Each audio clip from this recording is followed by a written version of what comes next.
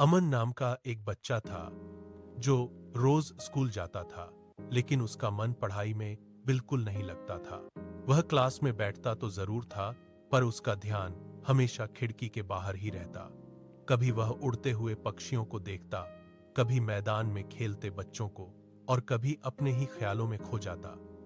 जब टीचर पढ़ाते तो अमन किताब खोलकर बैठ तो जाता, लेकिन पढ़ने के बजाय अपनी कॉपी में इधर उधर चित्र बनाता रहता। एक दिन उसकी टीचर ने उसकी इस आदत को ध्यान से देखा। क्लास खत्म होने के बाद उन्होंने अमन को बुलाया और प्यार से पूछा, अमन, तुम पढ़ाई में ध्यान क्यों नहीं देते? अमन ने थोड़ा झिझकते हुए जवाब दिया, मैडम, मुझे समझ नहीं आता, इसलिए मेरा मन नहीं लगता। टीचर ने उसे डांटने के बजाय समझाया और कहा, अगर तुम कोशिश करोगे तो सब समझ आ जाएगा। मैं तुम्हारी मदद करूंगी। अगले दिन से उन्होंने अमन को अलग से समय देना शुरू किया और आसान तरीके से पढ़ाना शुरू किया।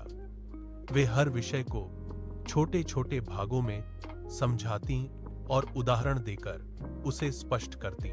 धीरे धीरे अमन को पढ़ाई समझ आने लगी।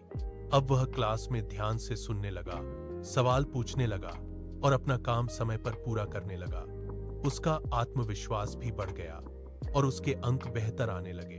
कुछ महीनों बाद अमन क्लास के अच्छे छात्रों में गिना जाने लगा।